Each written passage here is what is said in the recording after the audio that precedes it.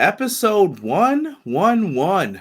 111 straight weeks. Clash of the Podcast is back once again with another fine and dandy episode. Clash of the Podcast. I am Conrad Cushman of Everything Pro Wrestling. Yeet. He is Sean Hubbard of Hubbard Wrestling Weekly. Yeet. Today is my man Sir Quill's birthday. Happy birthday. Happy birthday, Lisa. Lisa, it's your birthday. We have a jam-packed loaded show full of news that just broke today. So we're going to have a lot of good stuff happening here. And Clown, I see you got a raise, brother. Congratulations. I think I've touched on everything. I think we've done everything. Yeah, Sean, is there anything you want to say? Let's go Mets! And Conrad, drop that thing.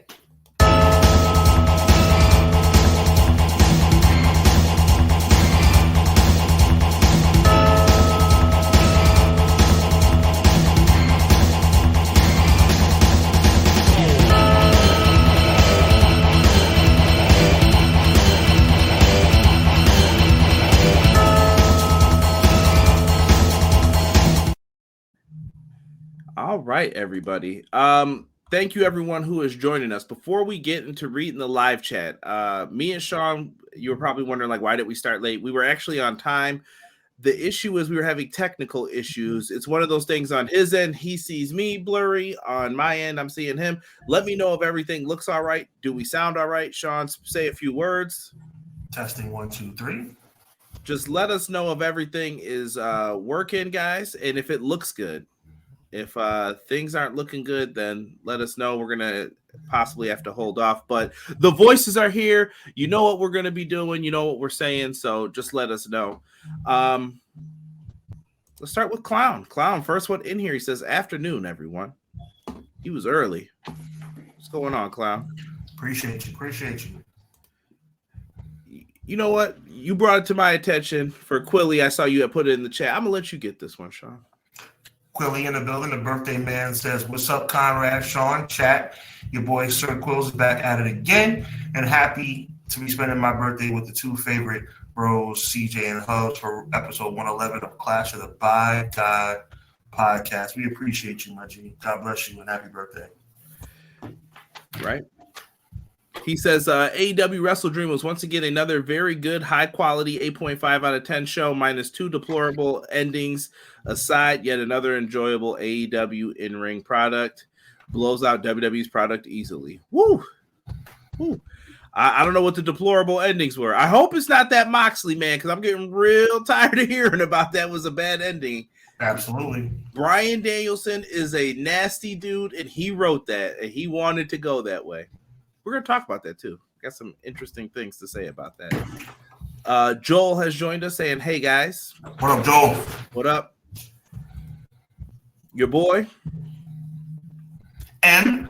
Leezy. Fo. Cheesy. Hello. Good evening. Hope everyone had a blessed weekend. Let's kick this week off right with the two aces of our pro wrestling community. We appreciate you, M. Leezy. Yes. McKinney's in the house. He said, yo, I'm here to talk Wrestle with the Fire live chat and the final bosses of podcasts, Clash of the Podcast, and to let y'all know your time is limited. Don't waste it living someone else's life. LFG, let's freaking go. Talk that talk. The only Vinny we like. Facts. Happy Monday. God bless as always. God bless you, Vinny. We appreciate you. Make sure to check out my guy Vinny's podcast as well. I like listening to that on Spotify. That's what's up. Good times. Matt Lopez said Wrestle Dream was a very good show. Ending shocked me, but I think it's going to grow out the main event scene for some people. Appreciate it. Like it. There's Clown say you got a raise. Jocelyn's in the house. Evening, everyone. Evening, Jocelyn. Double J. Guy Will Gamble's in the house. Yerp, what's good, everybody? Good to see another episode of The Clash. LGM, let's go Mets. I ain't lying about that. You ain't lying about that. Sean, your boy, your favorite family's in the house. Yo, Great man, concert. always a pleasure to have Ray here, man, with his beautiful family on Facebook. Definitely brightens up my day when I get to see that on social media. Happy Monday, guys, he says. Hope everyone had a great weekend. We hope the same for you, my G. We hope the same for you and your beautiful family. Copy. Getting some of the feedback. Sean is blurry, can't hear him, but can see him. Yeah, I'm having a tough time, guys. Sorry about that. I don't know what's going on. All good. All good. Hopefully it evens out. Yeah, but his audio is clear. Rob just told me your audio is clear, though. Well, thank goodness for that. Lord have mercy. If we need to, Sean, if you want to, you could turn off the camera for a little, and I'm fine with that for tonight if we need to, just for a little bit. Just for tonight, all right, yeah, all right, guys. You guys don't get to see my handsome face tonight, but it's okay. Or we could try and turn it back on in a few. Like you could just mess with it when you're ready. All right, sounds good. Okay, let's see here. Deanna's in the house. Another Monday, another clash. Appreciate you, Deanna. Look at this. Wrestle Dream B+ is what I would have given it. The 3-way and Darby match for my faves. Yes, sir. TNT and the tag title match are my only low points for me.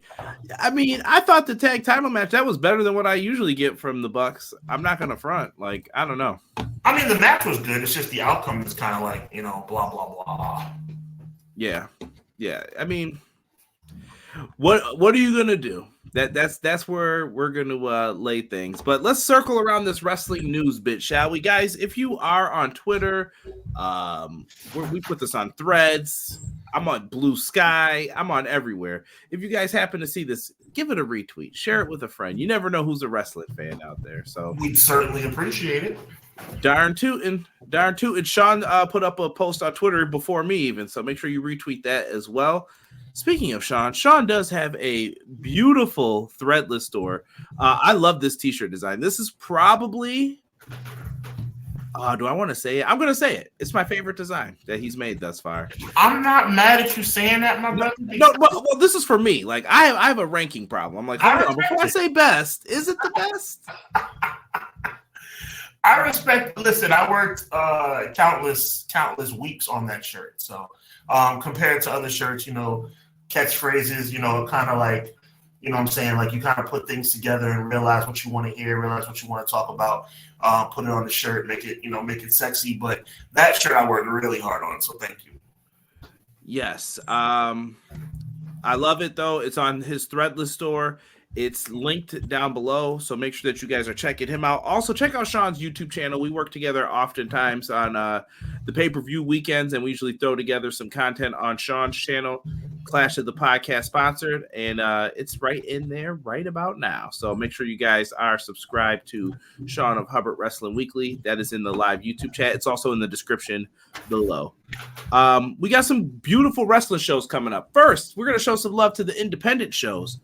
On Triller TV, they're going to be hosting Maple Leaf Pro Wrestling Forged in Excellence, a 2-night event on Saturday, October 19th and Sunday, October 20th.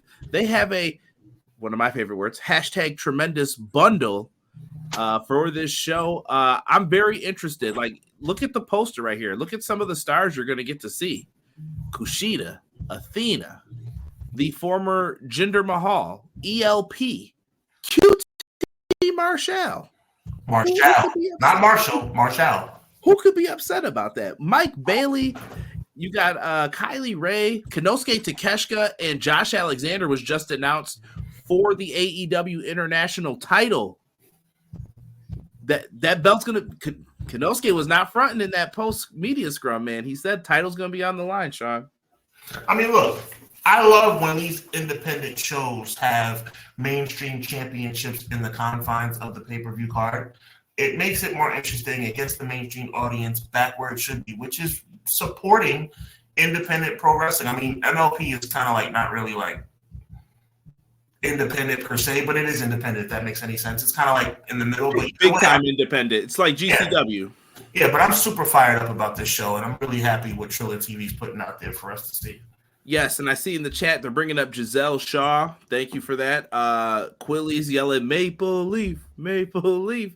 Yeah, Maple Leaf Pro Wrestling is going to be fun. Mauro Ronaldo's going to be on the call with, is it Don Callis is his partner? Sean? Yes. Amazing lineup. I'm looking forward to these. I got mine. Sean's got his. Listen, not Triller sponsored in any way, but I'm letting you know. Go check these out. Go check out this show. It's a personal recommendation from me and Conrad. We're not working for them, but we definitely want to put out there that we support pro wrestling, and with Triller TV putting out good product, we also support them, and we like to think they support us too, I guess. Yeah.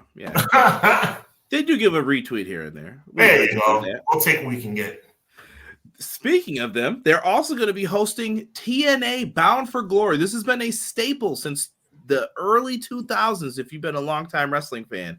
Nick Nemeth defending the world championship against Joe Hendry. Is JBL or what he said to Nick Nemeth going to play a part in all of this? It's up. You can order it today. Me and Sean, I think it's going to probably be part of our show next week for a preview. Absolutely. I'm looking forward to Bound for Glory. Any memories, anything you want to tell the people about Bound for Glory, Sean? I always used to love LAX. So they opened up Bound for Glory many years ago. LAX was my squad. I really enjoyed them. And obviously you have marquee matches like Hogan and Sting, Angle and Joe. They definitely put some quality product out there, whether it be from a character standpoint or from a pro wrestling standpoint. And as always, I like to say that everybody says that Bound for Glory is the WrestleMania of TNA. I like to say that WrestleMania is the Bound for Glory of WWE. Wow. So elegantly put. But if you've been getting into TNA, crowd sizes are increasing. Stuff's growing over there. Check out Bound for Glory. I think it's well worth people's time once again. Like I said, it's going to be on Triller. Check them out. Also, we got some news coming out of New Japan today. Lots of it. New IWGP World Champion. Our boy, ZSJ. He called his shot early. He said, "No, I'm taking my title shot before Wrestle Kingdom." He said he wanted to go into England as the champion. He has done it. I think it was the right call to make at this point in time, Sean. Let me tell you something about Sabre Jr. This kid, he is just outstanding. Absolutely outstanding. And I'm so thrilled for his continued success as somebody I consider one of the top 15 professional wrestlers in the world today. I mean, I'm just over the moon with the excitement levels that I've seen as it relates to this guy winning a championship, because he deserves it. Absolutely. Worked very hard for it. And honestly, he worked extremely hard, because I remember when he was in the lower card all the time, and I was like, man, give this guy something more to do. Then he was in the tag division, but he climbed those ranks, and now look at him. World heavyweight champion. Couldn't happen to a nicer guy, as Bobby the Brain Heenan would say. And I don't mean it in the way he said it, but absolutely thumbs up move here for Zack Sabre Jr. I'm happy for him. And maybe this is the launching pad that New Japan needs. Like a couple months ago, Sean, I think the feeling between us was, we don't know where New Japan's really going, and they got to figure it out. I'm starting to see the pieces come together here. It's coming together, and it's almost, to me, Brother Conrad, like a resurgence. You know what I'm saying? It is one of the pay-per-view names too. Well, facts. If we're talking about, I guess I get more eloquent when the camera's off, huh? Anyway, on a serious note, New Japan Pro Wrestling, I've always said is one of the most fantastic organizations in the pro wrestling world. Obviously, it's seen better days, but I think we're starting to see the resurgence, and I love Sabre as a flagship holder of that resurgence. Yeah, absolutely the person to go with, especially if you're transitioning into the younger talent. Like I said, you're going to need someone to kind of hold it down until everyone's ready. Zack Sabre Jr. is in that mix, I think, of people that you can go to. Him, Shingo. There's a couple guys, so it's in good hands is what I'm saying. That's a fact. Going to what some people are saying here, Takeshita and Josh Alexander for the AEW International title, Athena versus Giselle for the ROH Women's title. Look at that. World Championships being defended other places. I love it. I love to see it. Ray Thompson says AJ Styles versus Daniels Iron Man is my favorite Bound for Glory match. I appreciate that. I like hearing that. Matt is also happy for ZSJ. McKinney says, I'll be in the building with my EPW shirt on. Appreciate it, fam. Enjoy that the Bound for Glory show. It should be fun, man. Yes, definitely. Guy Will Gamble says, I don't know if you can see this, Sean, but your boy here. You know what? I know I'm probably still blurry. This is going to take a full reboot, but give me a second here. Let me tell you something. Hold on. I'm moving this down so they can see you. The Mets are trying to give this game away, and Phil Maton. I think you're good. All right, and Phil Maton is a big part of that. However, he just got a major double play. We're up 6-0. Now we're up 6-3. We just got to have a big jam. I don't even know what to do with myself. I can barely compose myself. Conrad, take the mic again because I am about to lose my crap. All right, I'm telling McKinney, make sure you tag us in those photos, man. I'll give some retweets for you. No comment on the Mets. I'm going to keep it moving when it comes to this. But I think Sean's back. Let me know. His camera is clear now perfectly. So we should be good. And my hairlines never look better. That's just a pointless thing I wanted to throw out there. Mine is like merging in with the green screen behind me. I've told you before, Conrad, you're fortunate you have a bald head that doesn't look bad because everybody doesn't know what lurks underneath. You got lucky. You could have had a lot of ebbs and flows on that thing, bro. Some heaves and hoes.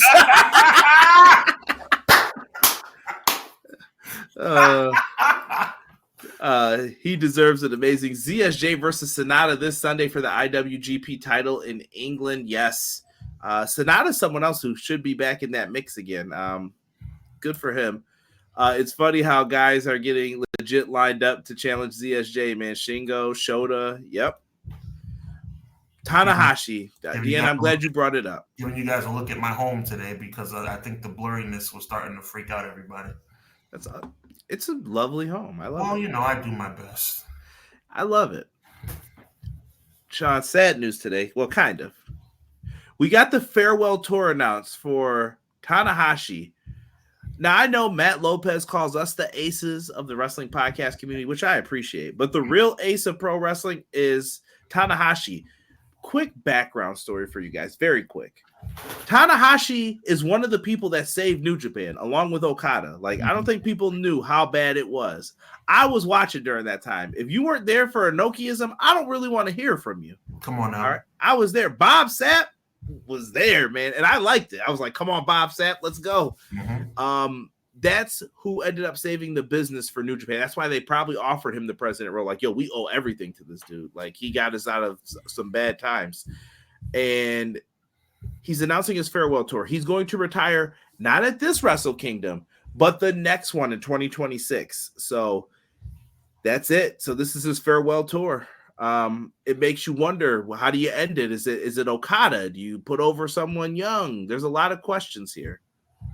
This guy is deserving of a farewell tour. It's just, I don't like how they're doing it in lieu of how John Cena is doing his. The John Cena retirement tour is fairly unique in the fact that it's been announced a year in advance, right? And now it's happening again. It comes across as fugazi. Like, the dude deserves a farewell tour, but the way they're doing it is kind of like, did you not see that John Cena is doing the exact same thing? Like, ugh.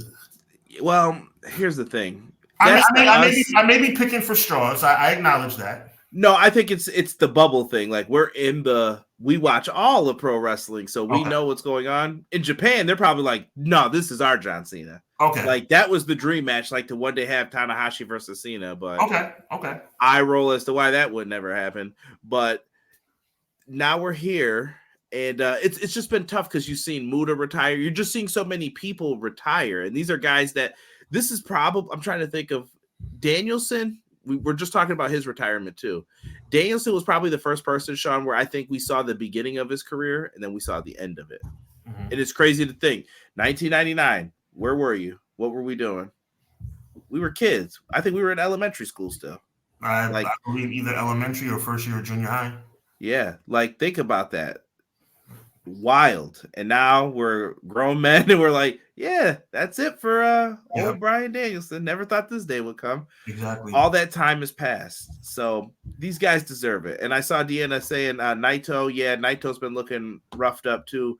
It's tough to do that style over there too. That you're gonna take a beating. That's true. New Japan has quality matches, just lacking the star power they once had. I think. Well, you don't want my thought. Well, should I get into it? Should I say? I want you to get into it. I want you to give me a minute and a half after I give Ray 30. 100% true what Ray just said. Mm-hmm. But it's. I think we could be on the verge of something good. Like I use the word resurgence. Go ahead, Conrad. I was just gonna say I don't think all this other wrestling is bad though. There's only but so many hours you can devote to pro wrestling. Mm-hmm. Raw's on for 2 hours. Smackdown to 3. NXT 2. You watching Speed? Are you watching any of those other shows? Please. Are you trying to be like me where I'm like, all right, I'm going to watch TNA tonight? That's tough to do. And now I can't. Like now I freed up some more of my time and it's hard to get back into the routine once you get out of it. As you should. I watch AEW. Do you watch Collision? Do you watch Rampage? Do you have time for this? What's up with Shockwave? Do I have time to watch all the New Japan shows? I pick and choose the New Japan shows that I'm going to watch. I'm like, Resurgence is this weekend. I got some time on Saturday after the boxing match. I'll watch this. You know what I mean? Like it's okay. I try to make time for these things, and that's one of the issues I think that people can't really get into it. And I think WWE, I'm not going to lie, they're eating a lot of your quality time. If you are digging the stories and stuff, they're like, we got you. Watch all of us, everything we've got. And it's disappointing because there's other quality professional wrestling shows that deserve the time. WWE does monopolize a lot of it. There was a time I boycotted WWE, so I had a little bit more time to indulge in other organizations. Now that I'm back watching WWE again, I have to say you're right. You know, you watch 5 hours of WWE, not including NXT. If you include NXT, you're talking about another 2. So that's 7, right? And then like you just broke down. That's just your hour break at work. That's a shift, bro. Oh, come on now. And at the end of the day, bro, you're like talking about what you just accurately articulated, which is the fact that we're grown men with families and stuff to do other than watch television all day. That's the thing I think people forget. Like, we're not coming home from school and, eating some cookies and having some Sunny D and sitting in front of TV anymore. Now we have to tend to our children, tend to our wives or fiance, tend to real life stuff. Those were the days. I wish I had the piano right here. About 1 million years ago, I'm trying to say, as I sit here in my late 30s, it seems like my pubescent years, adolescent years are long ago, man. I mean, for the kids of 2024, they get to indulge, and while we were watching Rock and Austin, they're watching Seth Rollins, etc., and they get to watch it more often on their phones and on social media. Exactly. I don't know. It's a good time to be alive in the world of pro wrestling, but also it's a lot. The business is very saturated. That's not a bad thing, but it's not necessarily a good thing either. Yeah, I think we're at the point of you got to be careful because you might turn people off with too much as well. Come on now. Shout out to Easy E in the chat, showing love, man. Yuka Tanahashi out New Japan on their backs, yo. Nah, I think they're all right. Tana's knee said farewell a long time ago. Come on now. Yo, he's not wrong. He's not. I remember seeing it happen a couple years ago. I was like, ooh, he ain't moving like he was. Legit have a question. Is there a chance Triple H will let Nakamura or John Cena wrestle Tanahashi in this farewell tour? I never say never. He's more likely to let Nakamura do it because Triple H is cool with a payday for Nakamura and a payday for WWE because Nakamura is not being used properly in WWE anyway. So at this point, it's like to get Nakamura in a marquee type situation overseas would be nothing but benefit. Triple H is not going to do anything that's not beneficial for WWE first and foremost. Cena going to New Japan, unfortunately for us fans who deserve to see that match, it doesn't benefit WWE more than it benefits New Japan. In that case, it would benefit New Japan more. Triple H is never going to give anything a green light that benefits the other organization more. Hence why they send NXT's C team, not even B team, C team to TNA while they're sending over their world champion and women's champion over here. Right. Your best is our right. It's been the issue that we've had from the beginning. You're sending our best to developmental, and then meanwhile you're sending us the people who need to be developed. I've said it once, and I'll say it again, and I won't go into too much detail because we already have talked about this. Sending Jordan Graves and Joe Hendry and people like that over to NXT, I wouldn't have done it if I was TNA. It's a complete slap in the face to TNA and everything TNA stands for. TNA is considered a major wrestling promotion in this country. NXT is WWE's developmental system. I don't blame, listen, Triple H, you know how I feel about Triple H, right? But I don't blame Triple H for doing what he's doing. If you're going to let me get away with it, if you're going to let me, if you're going to send me hundreds of dollars while I send you pennies, and you're cool with it, then why wouldn't I? Hey, if they're letting you get one up on them. As I turn my camera back off because I think we're having difficulties again. Yeah, I just sent you a message about it. We'll pop it back up again whenever you think it's good, Sean. Yeah, all good. Clown said, sad news today. I just read this too. I heard that the Briscoe brothers were supposed to debut with the Wyatt family. Then Jay made the tweet that got him in trouble. Yeah, I read that too. Mm-hmm. The sad part was I was always told that they weren't, what's the word, aesthetically pleasing for WWE at that time, which I absolutely detest that they say stuff like that about people. That's a very accurate statement. Yeah, so that would have been quite different, though. The Briscoe brothers and the Wyatt family, that would have been different. I don't know if you saw that or had any thoughts on that, but no, I heard you. I mean, look, it is what it is at this point. Yeah, can't change it for sure. I basically just watch whatever show Roman is on and call it a day. Raw when Monday Night Football isn't on. Ain't nothing wrong with that.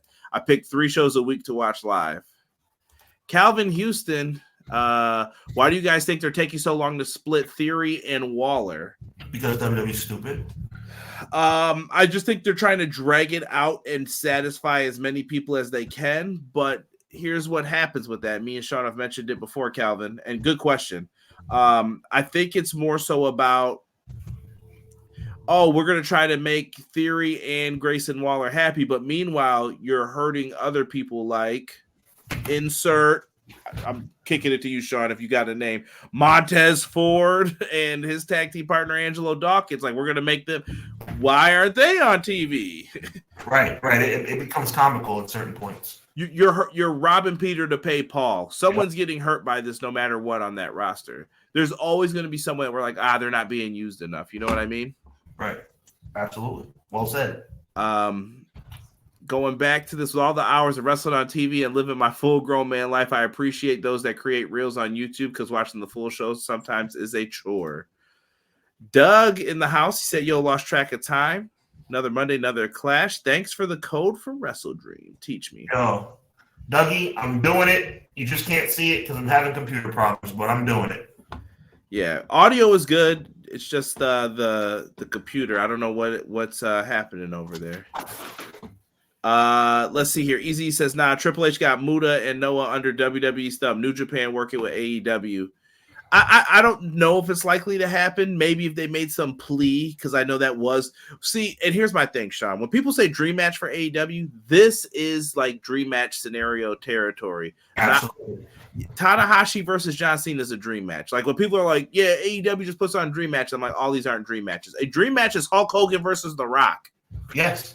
That's a dream match. Not just like, yeah, it's going to be Tweedledee versus Timbuktu tonight. Like, guys, stop doing that. Like, they could end up in the same company. When you think there's no hope that this match could happen because they're in completely different companies and they're super loyal to both, that's when it's a dream match. I don't know. I'm just very difficult on that word. You're not being difficult. You're being a fan and you're being a word you hate, which is a journalist who's seeing with your own eyes what's going on. I am an opinionist. I will always tell people I'm just a fan. A fan. Okay. I don't have writings like you. You have works. You have works that are published, not me. I do okay. Vinny says Triple H is basically sending WWE's JV and junior varsity to other companies. Wow. Vinny, I don't see any lies with what you just said. Yeah. And thank you. Someone just okayed the cosmetically pleasing. Robert Brown from Lafayette, Indiana in the building. What's happening, y'all? What's good, Robert? Appreciate you joining us. He said Wrestle Dream sucked. I'm going to disagree with that, good sir. I'm going to totally disagree with that. Yeah. And I'm going to stay out of this partnership and cosmetically pleasing stuff for right now, guys. I see that you're that conversation can get real ugly. Absolutely. And we're going to avoid it because there are court proceedings that are probably going to be happening because of those in the future. So let's get into Smack Dizzle. Roman Reigns was back. It was time, Sean. It was time. Get into this bloodline, man. This is your bag, I think. Like you have a big investment into this. I think everyone does as a fan, but I know that the Usos are your guys, and there's a lot to talk about with this. All right, let's get into this, bro. I appreciate you, man. Look, this was the corniest crap I've ever seen in my damn life. They have put this together with such idiocy and basically has made the OG Bloodline seem like a comedy show. Now, do I still love the Usos? Of course. Do I still love Roman Reigns? Of course. But you got Jimmy out there, who, by the way, just returned after 6 months, who came back to a hero's welcome. This is his moment. This is Jimmy Uso's moment. And they put him out there, and he's talking to Roman. Hey, Roman, we need help. We need help, Roman. The whole crowd's yelling yeet. Roman's like, no yeet. I'm like, how much of a lack of creativity can WWE be showing in this situation? I have been so disappointed with World Wrestling Entertainment and their complete continued lack of creativity, of understanding the audience. Every single week, people are chanting yeet. They're chanting yeet during the pre-show. They're chanting yeet during matches that have nothing to do with Jey Uso. They're chanting yeet when there are matches that do have something to do with Jey Uso. They're chanting yeet every 5 minutes, right? And yet, he's not on television. My ship has sailed. He won his championship. I'm no longer angry. I'm no longer walking around with that massive mountain called a chip on my shoulder. I am fine. But you know what's not fine? You know what makes no sense? See, I've changed from anger to just pure confusion. I am confused, dismayed, befuddled by the fact that for some reason they keep this guy off of television. Now, are they trying to save it for this big Bloodline reunion? Probably. Are they doing it in an entertaining and productive way? No. But that's Triple H's MO. Triple H thinks he's the greatest thing since sliced bread with that Booker book and that pencil in his hand. Yet he's putting this together ridiculously. Then we can see this coming a mile away. The Bloodline beats up Jimmy. The Bloodline beats up Roman Reigns. And the show goes off the air with that ridiculous, we need help, Oos. Yo, Oos, we need help. Of course you need help. You're fighting a 4-on-2 battle. It makes no sense. Are you telling me there's no better way that you could have come up with having Jay or Sami Zayn enter the fold? Grow up, start writing stuff that makes us have to think a little bit instead of giving us this pure lunacy that you consider to be awesome television. I don't care if your name is on the credits at the end of the show as executive producer. Credit boys. Yeah, I don't care if you come out at every show and spit on people to feel your nostalgia from 20 years ago. Stay your punk behind in the back. Stay in the director's chair and try and put on a show that doesn't insult our intelligence. Please and thank you. I called it the back to school special. I was not feeling it as much as others. And I know this is going to sound like super bad coming from me, especially when it comes to this Bloodline stuff. But what I didn't like about it was this is cheap. Like, we've spent all this time saying we're storytellers, long-term booking, which words I haven't heard until other people came around. I'm going to try to not do anything crazy right now and get into that tribal stuff. But some of the stuff, we didn't hear these words till other people came around. And this is the best you've got for this storyline now? Pathetic and lazy. And we're going to touch on some of the other things that bleed into this. And there's other things surrounding this as well, which if you listened last week, me and Sean got into this. By the way, this poster that's up here, you see Rock right here on the bottom next to Roman? Rock ain't wrestling in this match, y'all. I hope you know that. Sure not. Not a chance. Not a chance at all. He's not doing this. And by the way, that appearance of Bad Blood, wrap your head around the fact, not you, Conrad, everybody else, wrap your head around the fact that was a one-off. We'll see him in January. Yeah, well, according to Uncle Dave, he said that he's not wrestling at WrestleMania, and Rock had to put the kibosh on that real quick, which that wouldn't make sense for him not to wrestle there. Yeah, so I don't know. I just thought that was extremely nah, this ain't it, Chief. Cheap and lazy. Like I said, it's lazy. It's just lazy booking. And you know something? And I'm going to include myself, Conrad. Let me see if this will work. I'm going to include myself and say to you, I'm included in being caught up when the Rock's music hit. I got all excited. Shame on me, shame on you, and shame on everybody else, because I'm so sick of WWE. I'm turning my camera off again. Getting us in the palm of their hand, okay, and having us get all excited because you hear, if you smell what was accomplished by him coming out there. Not a darn thing. Not a darn thing. He came out, he stood there with that ridiculous belt. Why is he still carrying that piece of crap around?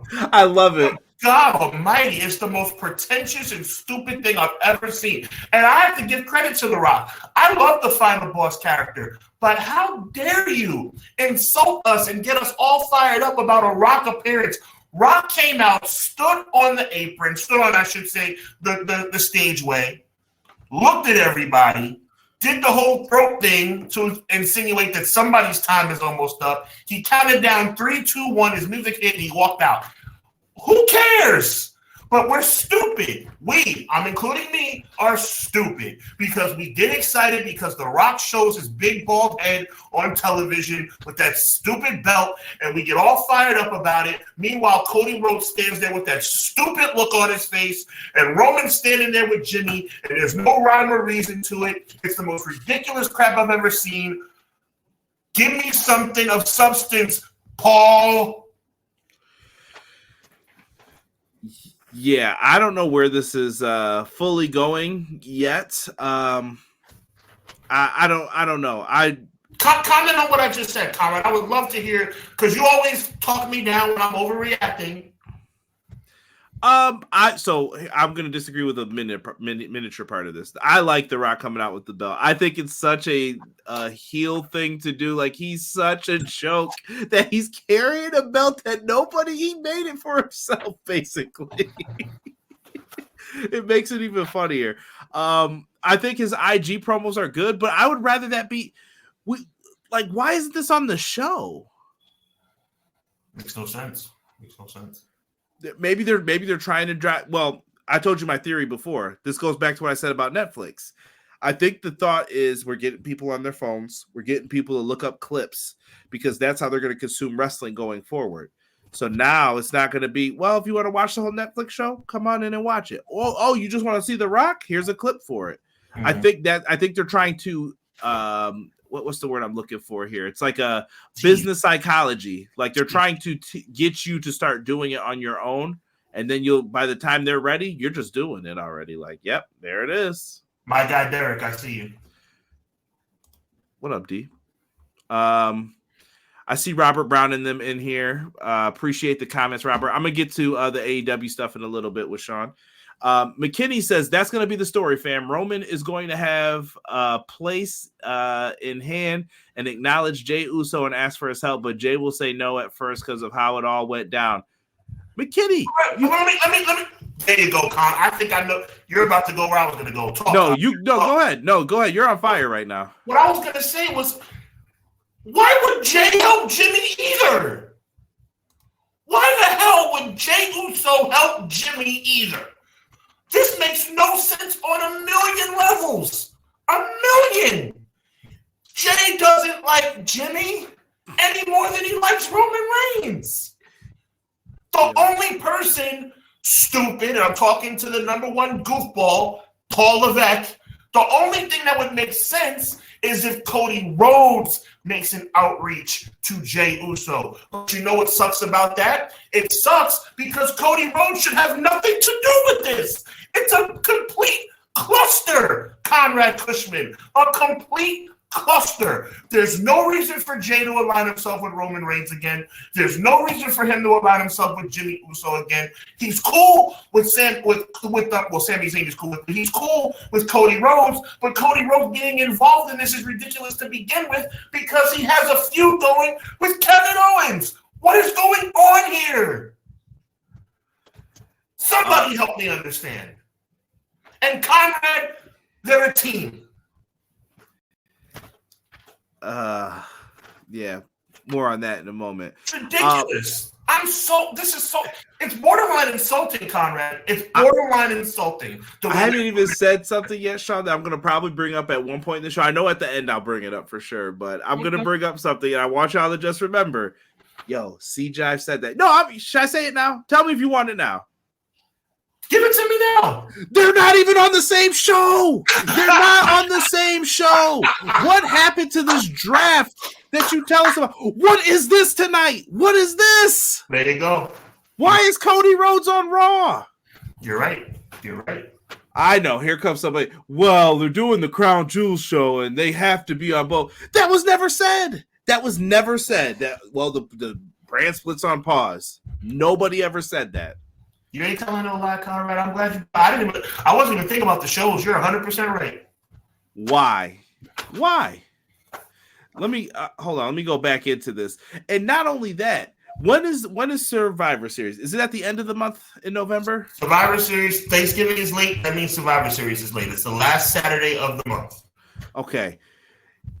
I guess you got a month still to build this out, but the long-term genius, right?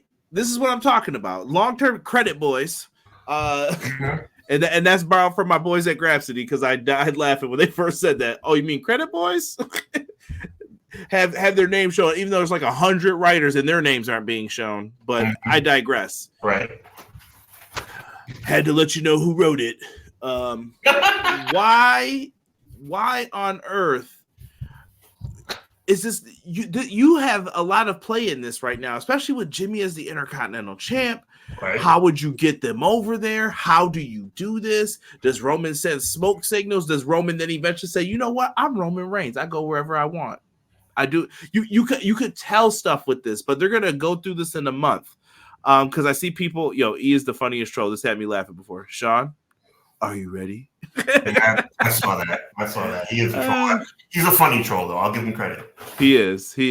I don't think Cody is wrestling in War Games. I don't think so either. The wise man is going to have to make the phone call to get Jay and Sammy Jay traded. Doesn't like Paul Heyman. He has a championship. Jay doesn't like freaking Paul Heyman. What is going on here, Conrad Cushman? He should trust none of them, in all honesty. Neither should Sammy. I'm going to let you go, Conrad, but it's just like they talked about in the documentary about who. It's like, oh my God, Hulk Hogan and Andre the Giant never faced each other before. Andre's never been slammed.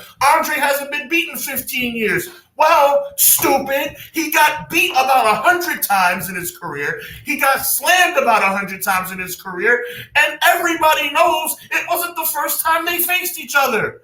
Stop insulting the people. It's ridiculous. Are we supposed to forget that Roman Reigns and Jimmy Uso made Sami Zayn and Jey Uso's life miserable? Are we supposed to forget about that? Like it didn't happen less than a year ago? Come on. What up, Joe Compton? It's ridiculous. It's like, this is so freaking stupid. Like I said a second ago, Conrad, the only person that the only person that Jay would listen to outside of Sammy, who doesn't have a stake in this right now, is Cody Rhodes. Other than that, why would Jay help them? Let's get, and this is encouragement for all the people listening to us right now, and for you, Conrad Cushman, and for me, as a matter of fact. Let's stop being blinded by the excitement of the Bloodline OG reunion. Okay, it would be awesome to see the Usos getting back together. It would have also been awesome for them to never break up in the first place. But I digress. Yes, it would be awesome. I'm not done. Yes, it would be awesome for Jey Uso to reunite with Roman Reigns. Yes, it would be awesome for everybody to get back together and throw their ones in the air. And Paul Heyman to come out and say, "Excuse me, ladies and gentlemen," and everybody to hug and kiss and be cool with each other again. But it doesn't make sense. Also, there is a draft that would prevent all this from even happening. Why are you talking to guys on this show? There you go. Like I said, if you do a trade or something, I'll be the first one to be like, "Hey, cool, you did something there." Right. But this is who we're like, yes, long-term thinkers. Like, what are we doing? If I'm Sammy and Jay, I have no reason to interact with you. I don't care what you say. You're clear. And why on earth would I go back to SmackDown to help them? Why would the Bloodline interfere with Jay? He's not a threat to me. He's not on my show. Why do I care what he's doing? Jay, they don't even know. The Tonga and Tonga don't even know who Jey Uso is. Solo ain't even beating anybody. So what does it matter? This is what I'm talking about. I'm sorry. I'm just pointing out the holes in this. Anybody besides me that would love to see the Usos get back together more than me? There's not a soul living that would love to see the Usos get back together more than me. But it doesn't make any freaking sense. We've got a debut coming on SmackDown coming up soon for one of my favorite tag teams, Motor City Machine Guns, right? That is true. The Usos goosebumps right now, for the record. Mm-hmm. Gotta do the rock. Goosebumps. Yeah. You're going to get that tag division right, but you have to get it right. Like, the pieces are there. You just have to make people care. It's there for you. Take it. Do what you're going to do. Can I throw something else out there at you, bro? You know what makes more sense? I don't want it to happen. I'm going to say it 3 times. I don't want it to happen. I don't want it to happen because nobody likes the Yeet movement more than I do. But you know what makes sense? It would make sense. You know what makes sense? When Roman Reigns and Jimmy Uso knocked on my door, it would make sense for Jey Uso to kick their teeth down their damn throats. That's what would make sense. I have to respond to McKinney here. Please. He says, stop blaming Triple H for The Rock's ego and bad habits. Ooh. Don't blame The Rock. Ooh. I don't know if I agree with that, McKinney. I don't. No, you know who I am going to blame? I am going to blame Nick Khan. Remember who used to eat the blame for everything else? He ain't here no more. Boogeyman's gone. He didn't think of the Bloodline. Credit Boys did. Yep. Everything that's great, the Credit Boys thought of. Come on now. Stop. And I'm not saying that to stick up for him. Bleep that guy. Bleepity bleep that guy. I don't care nothing about him. I don't care that he's gone. Good riddance. Bye. See you later. But we're also not going to act like we're not going to act like Triple H is so, I didn't know anything about what's going on. He's not devoid of blame. You've heard us tell the Thanksgiving stories. Don't make us do the trick-or-treating stories. There you go. Declan, how's it going, dude? Got Kit Kats for you, man. That's like, right. Come on, dude. These guys know each other. There's no way. So we're sitting up here, and how is it The Rock's ego? Say no. Say, I don't want you to come, Rock. Or do you want that money that he generates? Which one is it? It's a conversation. You know something? Yes, I'm going to make an AEW comparison because I love it. I freaking love it. Let me tell you something. I'm so tired of people talking about how Tony Khan's not a good boss. If Triple H was a good boss, you know what would have happened when The Rock's people called? Because I'm sure that's how it played out. Because I don't think they called The Rock to do a 30-second appearance where he just goes like this and everybody gets excited for nothing. You know what happened? What probably happened was at The Rock. Oh, I'm going to be in Atlanta this weekend. I'm going to be in Georgia this weekend for college football. I'm going to come by. Let me make an appearance. Okay, Rock. Well, that's cool. We're always happy to have you. You're not expected to come back until January. What's the purpose of you coming back? I mean, other than the pop, hey, we love you, Rock. Other than the pop, we know you're going to get a big pop. But from a storyline perspective, what's that going to do?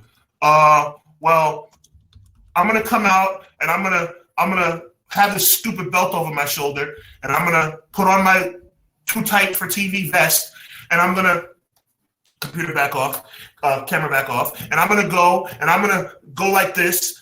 Imagine what I'm doing with my throat right now. And everybody's going to cheer, and I'm going to be back in January. Well, Rock, that doesn't make any freaking sense! So Vinny said, how do you explain Roman going to Netflix too? Roman can at least say he's got a clause to hear other sides, and then he could wind. Roman's pretty simple to explain, I think, honestly. He could be like, I've always had these agreements in place. I can negotiate whenever I want. But that's believable. You can't sit up here and say that with some people. McKinney said that's his brother. First, you'll always forgive family, but he'll tell Roman no. Well, Roman's family too, right? I guess. Okay. It'll be Sammy to convince Jay to help because they were at their best together, but Jay will still be reluctant. Jay won the Intercontinental title without him, though. Yeah, Jay's never been more successful than since he left the Bloodline. But again, not saying that I want the Bloodline to not get back together. I love the freaking Bloodline. But there has to be – this goes back to a long time ago because this proves why they never should have freaking broke up in the first place. Right? I'm sorry, Chad. I'm trying to keep up with you. Roman to Raw's money. Y'all about to will another draft into existence, Rob said. Yeah. Hey, trust me, it's coming in May. It's the most exciting time of the year. We're on fire right now. I bet, buddy. Diggs, BTW1 says, hey, yo, what's up? What's good, man? Appreciate you joining us on Twitch. Welcome, we're also live on YouTube on the Everything Pro Wrestling YouTube channel. Make sure to check out the Hubbard Wrestling Weekly YouTube channel. Calvin says, do you guys Triple H may have a vendetta against Austin Theory because of the fact that he was pushed by VKM and VKM was running ruining NXT when Triple H was running it? I don't think it's a vendetta. I think Triple H decided to slow down what VKM was pushing quickly, if that makes sense. No, it makes all the sense in the world. Yeah, I think it's that simple. He's not done. Sorry, I'm jumping through some of these. I think Cody does a team with the Bloodline. I think we get Cody KO. So a lot of people are thinking that. Hashtag indulge Dwayne. Pro Wrestling Shoot. What up, Jesse? He said afternoon, fellas. Pro Wrestling Shoot. I don't know if they're going to be live tomorrow night, Jesse. I don't know if his voice is still cooking, but I'm going to put his stuff in there for you guys to check out the Pro Wrestling Shoot. If you love video games, subscribe to their channel. That Triple H imitation was on point. Yeah, pretty good, Conrad. Pretty good. We do our best. Yeah, Motor City Machine Guns. Y'all still complaining about this? Let's talk the Wrestle Dream outcome. That's for the end of the show, Jesse. Come on now. Hub's rants are epic and legendary. Listen, live tomorrow. Thank you, good sir. No, we were just pointing out the issues with the Bloodline storyline for at least what our issues were. Like I said, to me, I told Sean, I texted him. I was like, it feels like a back to school special. It feels like I'm watching Family Matters right now. Like, all right. I was waiting for the Carl and the sad music to hit. Oh no, Edo's on drugs. Ba, ba, ba, ba. You know what I mean? Like, Dad, I was just holding the cigarettes for Waldo so he didn't get in trouble. Like, all right. I got you. So we've got some other storylines that are going to go into this. We're going to do SmackDown, and then we're going to jump into Raw. And I know it's not all of the storylines, but I just wanted to touch on some of these just for moment's sake. So let's try to keep them quick, and then we'll run through these, Sean. No problem, brother. Nia Jax and Naomi. Naomi came out, and she was having some issues with Nia, and it looks like they're trying to maybe set Naomi up for a championship contender match. I'm not exactly sure why they did what they did here. They still got Tiffany Stratton in the background here. How you feeling about the women's championship scene on SmackDown? I think it's pathetic. I think Tiffany Stratton is a superstar talent that they're holding off on pretty soon she's going to cash in, which is fine. But Nia is reckless in the ring. I'm tired of seeing Naomi get squashed, even though she won a non-title match. It's going to lead to absolutely nothing. I don't like it. I haven't liked it in a long time, and we all need to recognize the fact that Nia Jax is a reckless person who does not perform well in the ring as it relates to the safety of her opponents. Listen, Nia, has she hurt anyone since she's been back, though? I don't think so. I know I'm sticking up for Nia a little bit here because I do see some improvement, but what does that mean when... You know what I mean? It's what's your phrase that you always say, Sean? You were here. I can't do it with my hands. Hold on. You were here, but now you're here. You know? You were here, and now you're here. That doesn't mean it's good. But there has been some improvement here. You're good too, by the way. You're good. I think to be back on. Where, like I said, camera difficulties. I can't explain what's going on. I'm blaming StreamYard or something. I don't know what it is. It'll be fixed by next week. But we're working without a net and doing pretty darn well. Yeah, absolutely. So the women's championship, I guess Naomi's next in line. I think by Survivor Series we get that cash in. I hope so. Because Tiffany, and by another example, if you wait too long, people start getting disinterested. Yeah, or they change your theme. So, getting into this next piece, Randy Orton going down for the count. Another thing that makes no sense. What the heck is going on? Oh, God. I think this is going to be one of those, the pieces all have to come together for KO, Orton, and the homies. Boy, oh boy, oh boy. Jesse said the bloodline is cooked. Let's move on. Eddie, this car is hot. Cue the Family Matters sad song. That's pretty funny. Joe Compton said, I just sit back and enjoy the product we are given. I have zero complaints. It's fine, Joe, but you have to realize that people are weaponizing stuff too, if that makes any sense.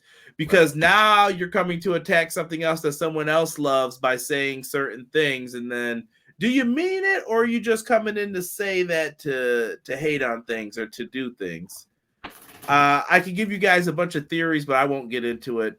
Just know when it's Wednesday, I want you guys to type in hashtag AW Dynamite on, let's just use X, for example. Tell me why it's misspelled. Wow. Are you kidding me? Yeah, the trending version of it is misspelled. That's crazy. I don't think that the trend version, like most fans, something wouldn't. Do you think that many people misspell it that it trends misspelled? I mean, if you put you know what I'm saying, right? Like you put hashtag, then you start typing. I got you. Mm-hmm. I got you. What I'm saying is, like, if you put XYZ as a trend long enough, it'll trend XYZ. So to answer your question, yes, that is true. I don't think that many people misspell Dynamite. I'm sorry to say that. No, you asked me, could it be? I said it could be. Yes. Oh, yeah. If a group of people did it, absolutely. I've mistyped things. But then again, how would the whole hashtag with the AEW like symbol jive thing happen? Yeah, it's kind of fishy. I have theories, and trust me, there are people on the PR team who give those theories as well, who give credence to them. Kevin Owens taking out people, and with Cody, we didn't really get explanation as to what's going on. It's like the thing we're not supposed to talk about. We've been down this road before with other storylines. It's the stupidest thing in the world when you have somebody who's red hot, and all we want is a 5-minute promo or a 2-minute promo to explain the actions, and we keep getting interrupted time and time. We still don't know why he did it. We know in theory why he did it. But give the man, like, this whole, like, we're going to make him wait. It's stupid. And in all honesty, I justify with why Kevin Owens did it. From a storyline standpoint, Kevin Owens did exactly what he should have done. Yeah, Cody, how dare you? I've helped you fight against these dudes how many times? And you're like, all right, Roman, let's do this. Have my back. Kevin Owens should have went down to Georgia and stunner Cody right on that field. Like, yo. You make me sick. Randy Orton should punt him. Like, that's how I feel. Like, get out of here. If I were in charge of WWE, and if I had the book, I would blame. If I were Randy Orton, I would blame Cody Rhodes for Kevin Owens attacking me. I'm like, none of this would have happened if it wasn't for you being such a wishy-washy, blonde-haired punk. Bleach blonde-haired punk, by the way. Rob, we're gonna fight. Jesse has an interesting comment. Can we do away with Money in the Bank? I am over Money in the Bank as a concept. I like what Lucha Underground did the best, which was a promoter, Dario Cuetro. He's actually on MLW. Dario said that he didn't want. He said, "I'm the promoter. Why would I have you cash in whenever you want? That doesn't make me money." He was like, "I'll give me a week's notice, and you can have a title shot whenever you want. But let me promote it at least for a week." And then he would make that kind of the big deal. Like if someone came out there, like, "I have an announcement to make." Oh, what is it? And then they would say, I want my title shot. It's time. That would still get people hyped up for it. And then you built to the match a little bit more. So I like that. Money in the Bank, like you just said, it feels watered down when you do it year after year after year after year after year. Maybe you alternate years. Like 1 year it's the men's, 1 year it's the women's. I actually, you're going to be surprised by this. I don't dislike Money in the Bank. I dislike how they've been using it. I think you've seen some of the greatest moments in the history of WWE happen because of Money in the Bank. The Rob Van Dam cash in at ECW will always be iconic. I think the CM Punk cash in on Batista was fantastic. The first ever cash in of Edge and John Cena at Elimination Chamber was fantastic, or New Year's Revolution. But the way they've been doing it lately has been trash, like hot garbage. Like, I don't know what they're thinking. Like, there was a time when John Cena got cashed in by Damian Sandow and Damian Sandow lost. That's a long time ago, but that was the first time it was like, ooh, that sucked. And lately it's been more and more of that. So to answer your question, I don't think that Money in the Bank should be abolished. I think that they should revamp how they've been cashing in and get it back to the way it was. It worked out very well, and I think it's weird when people don't cash in straight up, because sometimes it feels kind of heely. Does that make sense? Like when Punk did it to Jeff Hardy, it was like, well, you technically can't be mad, but at the same time, like, it's kind of heelish, to do that to another face. But everybody wants to be the champion, right? Facts. Joel's asking, how was the Dynamite spelled? So it's D-Y and then flip the A in the end. And I'm like, there's no way that pops up for you to click it that way. Why would somebody want that? Why would somebody want a misspelling of their stuff? I don't know. Something just doesn't sit right with me because it pops up too often. The women's division on SmackDown is cool, but it's the land of the tag teams. Yeah. Quill says Naomi's WWE's women's champ. That's a good idea. You know what that means? Let her be champ with Bianca and Jade. There you go. Yeah. I'm glad they moved KO and Randy and Cody away from the Bloodline story. This is going to get interesting. We all know Randy is the real psycho of the bunch. Oh, touche. Pro Wrestler Shoe says, I think I've decided, or I think it's supposed to be, I think I've decided to give up on going to Mania and decided All In Texas may be the destination. Singing Ruby Soho. It makes sense bank account wise. Yeah. I love WWE. I love AEW, but I am tired of seeing dumb blank tweeted about WWE. It's clearly a bot. Solo added a spinning wheel kick to his moveset. OMG, shut up. Jesse. Yeah, people are doing that. I've seen that before when searching for hashtags. Often there's a misspelling or just the AEW is left off. Yeah, sometimes that happens. But when the hashtag is supposed to promote the show, why wouldn't it be correct? And I know most people spell it correctly because people would go out of their way to say, why is this popping up like this? We all spell this right. Like, and it was a conscious look at it. So I always make sure I type out my hashtags myself.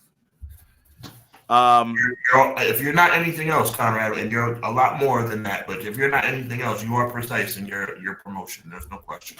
Always. Let's get to Raw. Let's talk about what happened on Raw with Sami Zayn and Gunther, World Heavyweight Championship. Can I take a moment to celebrate from the rooftops that we didn't see Goldberg? Absolutely. Thank you, God. Thank you, wrestling God. He's coming, though. Believe that. We got our little favorite feud here. By the way, I can dig this for Seth. Not goofy, not the ha-ha.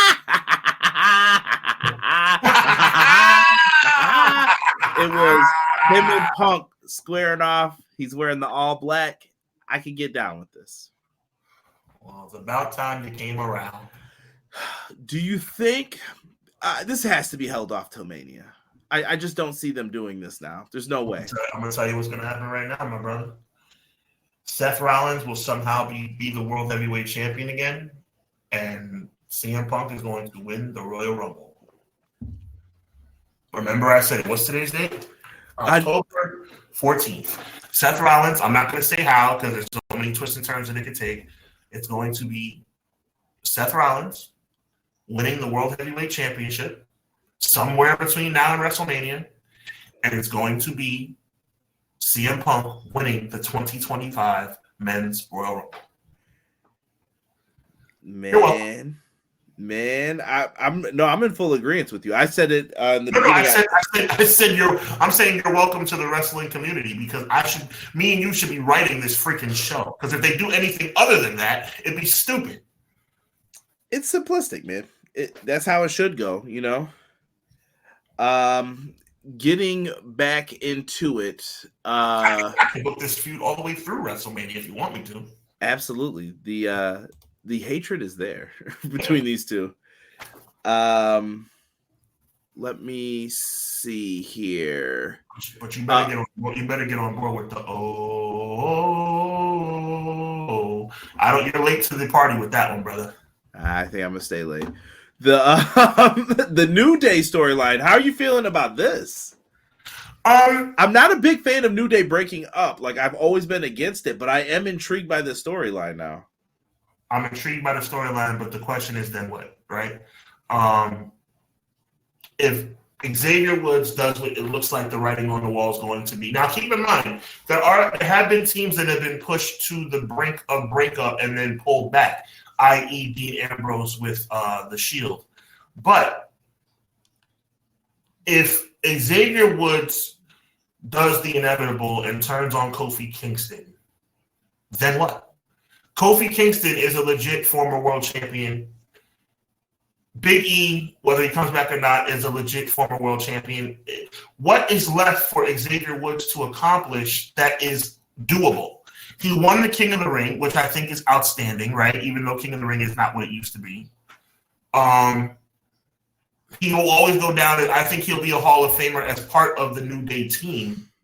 But as we progress and matriculate down the annals of his career, once he is no longer associated with Kofi Kingston and the New Day, is there a future for Xavier Woods in prominent roles on WWE television? I don't think so.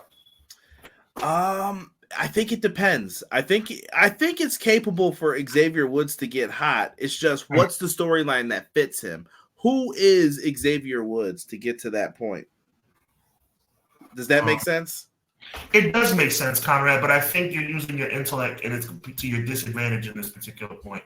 You're being smart about it, but I think this is one of these elementary ones that doesn't need your intellect and doesn't need my intellect. I think this is a simple thing where it's like, okay, can Woods survive on his own and be a superstar by himself? I think the answer is no. Respectfully, I think Xavier Woods is an outstanding talent, but do I think that he is going to be prominently featured in WWE? There's a chance if they break up, Xavier Woods could show up on NXT. Yeah, but here's what I'm saying. If you have the New Day with it, the story's always going to be Kofi did it, E did it. How come you never did it? Even if it's for a short run. That's always going to be the story. Like, why couldn't Woodsy do it? Why couldn't Xavier Woods win the big one? Why didn't he become the champion that he should have became? It's there. Like, it's most people don't have that written for them. It's kind of like, well, you need to figure out something for yourself, kid. Now it's like, well, Woods has the story. You just need to do it. Like, if you want to do it, do it.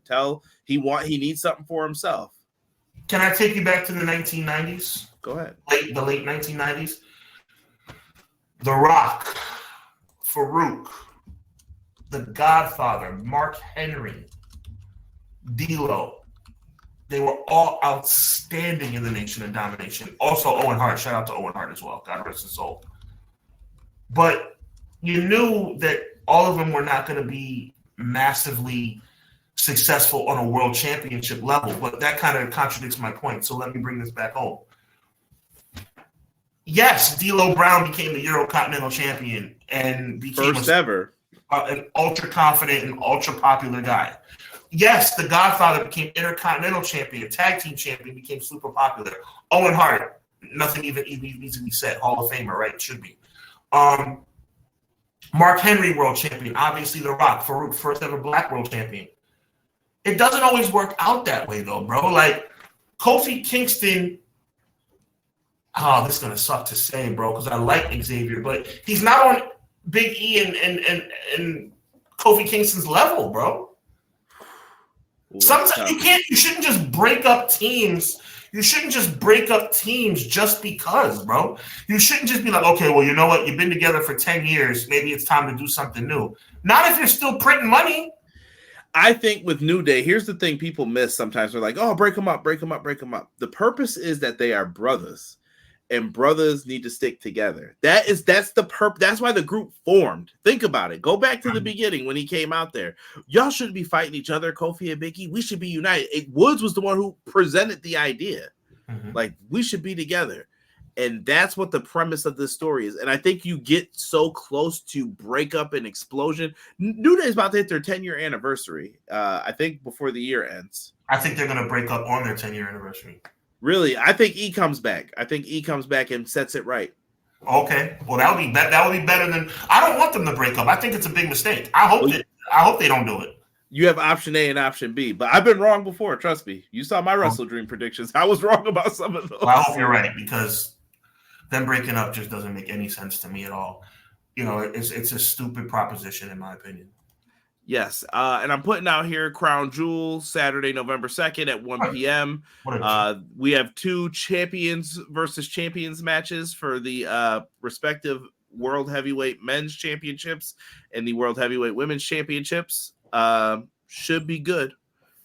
Should be a tremendous show. Who's going to be the Crown Jewel champion? Not for Hog Wrestling, House of Glory, but for the WWE. I'm doing my best here, Sean. I'm drowning. Help me. Help me. I don't know what to say about this. They're going to have matches. I really don't know how you beat either of these guys in this situation. And I'm sure we'll get to it once it's time. And with this one, I'm just like, yeah, who cares? You know, I don't know. So freaking stupid. It's so freaking stupid. Do you know that Braun Strowman has been the greatest Royal Rumble champion for 2,000 days? I have no words for that. That's not even a. They just do gimmicks. Braun Strowman has been the greatest Royal Rumble belt holder for 2,000 plus days. Oh God. Okay, Emily, I appreciate you. I can't take it, Emily. Thank you so much. I'm fired up. No, but seriously, this Crown Jewel thing is so freaking stupid. And it's like, you know, golly, like it's so freaking stupid. Right. McKinney says, I like the story of what's going on with the New Day. They'll tease a breakup until the anniversary of the group formation. Then we'll see BE come back and say he's cleared to wrestle, hopefully. So, you know, McKinney agrees with your premise, Conrad. I would love that to be the case. Them breaking up doesn't make any sense. I agree. Yeah. And I'm with Guy Will Gamble as well. The greatest Royal Rumble happened in 1992. Oh, touche. Be fair to Flair. Well, they called the one that Braun Strowman won the greatest Royal Rumble. That was, you know what, that was to take that money, bro. Let's not even front here. No, I'm giving you a Royal Rumble show. What are you talking about? Yeah. But that wasn't what happened at WrestleMania. Oh, you guys will get it soon. Don't worry about it. It'll be on the network. Have a good day. Thanks for the billions. And do me a favor, Conrad, as I turn my computer off again, my timer off again. Please highlight Sir Quilly's comment at the very bottom, because that is so accurate at the very bottom, Conrad, about Cody Rhodes and Gunther. Oh, it just popped up. Yep. How dare you waste a match of this caliber on this BS B-list show? Like it's criminal. It's criminal. As much as I talk crap about Cody Rhodes, he is still a top 5 performer in the company, and Gunther's probably second in my book. Like, what the heck are we? Crown Jewel? Cody Rhodes and Gunther at Crown freaking Jewel. I think they feel like they need a gimmick for these shows. And I'm trying to talk about this in generalities. Yes. I think they're like, oh, we want to make it special for them because they're paying lots of money for the shows, right? They came up out of pocket for these shows.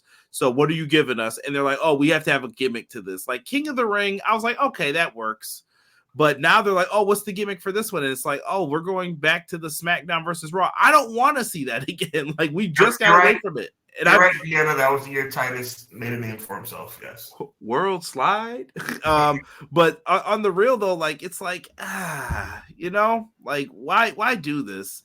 I that's one of the things I will say. Like I thought Triple H did do right, where it was like, yeah, we're not doing that Raw versus SmackDown stuff anymore. Survivor Series. I appreciated that. McKinney says I look at the Saudi shows like Vegas. Whatever happens there stays there. Just cut the check so we can bounce up out of here. Wow. Let's get into this AEW talk here for Wrestle Dream, man. Our guy Jesse was in the house for the show. All up on the TV, all up in the video. Dancing all up in your videos. Yeah, what's up, Jesse? What's going on with that? Come to AEW. With Giannis Antetokounmpo.